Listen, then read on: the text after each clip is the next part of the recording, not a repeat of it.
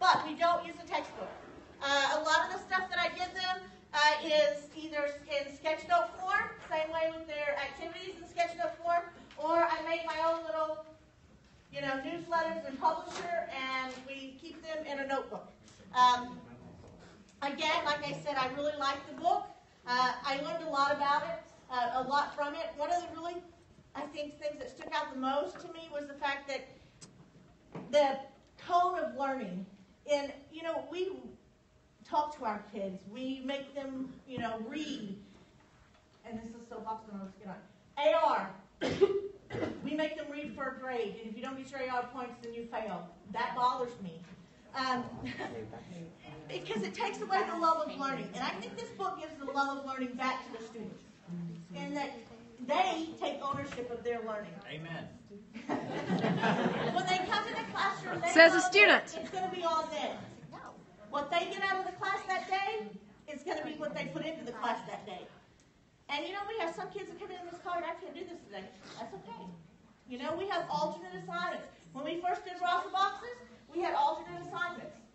But now, everybody does Rasa boxes. I have a few in here, 2 gentlemen, who, bashful, terrified, wouldn't stand up, wouldn't do anything. Now, they participate just like everybody else.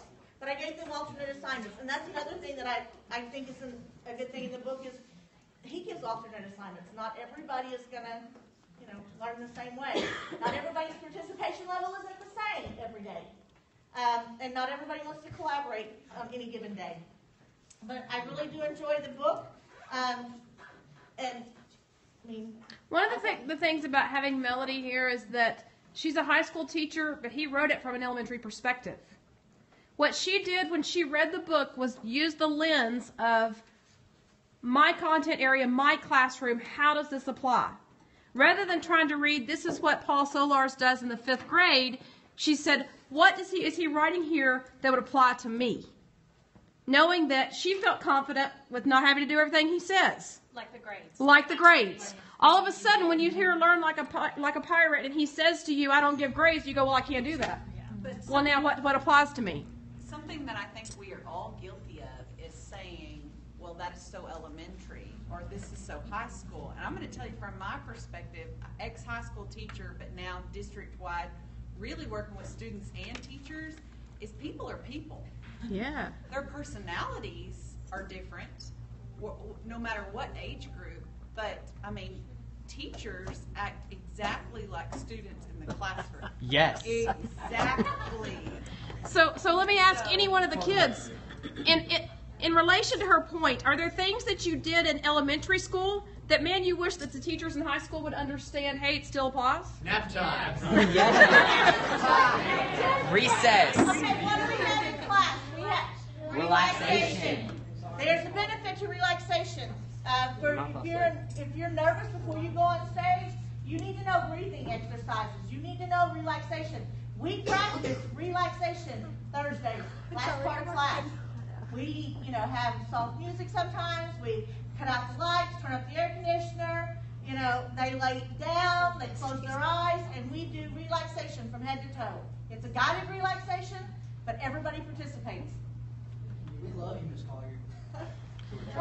What are the things that Ms. Collier's class, because it's really easy for a group of teachers that have to teach you something for your STAR test to say, yeah, but she doesn't teach that kind of stuff that's tested, so it doesn't matter. Are there things that are, quote, to you, fun, in your class that Ms. Collier teaches that you say, well, yeah, if Mr. or Miss so-and-so in math or social studies or science would do this, it would be beneficial to me? Talk to me about that. You're saying yes, but what does that mean? More hands-on activities. More hands-on activities, okay? A better understanding of what we're trying to say. Like, need different point of views on the subject, not just one. The teacher gives you choice? Yes, that would be great. And how you actually show her you know the content? Yeah. Somebody over here was raising their hand. Yes? No? Okay. What else? Ms. Collier. Ms. Collier relates to all of us. Like in her class, she doesn't just relate to the subject, she relates to the people in the class. Wow, that's one of the letters in the book.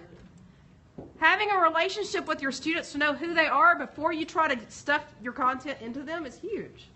Yes? Because this table, I'm going to pick on them. We told the kids, hey, we want about 4 of you at every table. And I was laughing. I told them to pick the cutest person to sit by, or the teachers that they looked scariest or not scariest, whatever.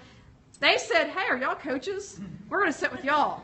Because there's this moment to, well, if I play sports or I get that moment of coaches, they get me already. There's a relationship established from the moment they walk into the room, whether they know them or not.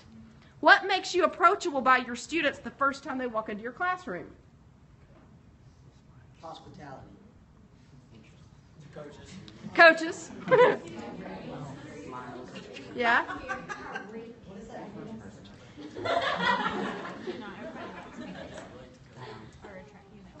Yeah. Not everybody's attracted to the coach personality. If you think about this, high school kids, if you could think of one piece of advice on a very serious note that you would turn to every teacher you could and say, hey, do this in your classroom, what would that be? You can think about it for a minute, but if you could look at any one of these teachers and say, tomorrow will be a better day in your classroom if you do this. Get to know how your students learn. Like if it's hands-on, visual, or audio. She's saying right now, no questions asked. Please give us a multiple way to learn it. Don't just give me notes. Don't just lecture me. Don't just play videos all the time. Give me multiple ways to learn it. You raised your hand? It was that. You'd say the same thing. Multiple ways of learning, and that ties back in this book to the active learning. Different ways of doing it. Just like this morning we did Breakout EDU, something different. And if you've been to Compile for very long, you know that we do something different every time. It's never the same. Next time we won't be doing anything like this. We don't know what it'll be. But we might invite the kids back. We might invite other kids. Why would you want to come back? It's a bunch of teachers. It's a bunch of teachers. No, 8th period. All right. What else? Questions from the teachers to these kids that maybe you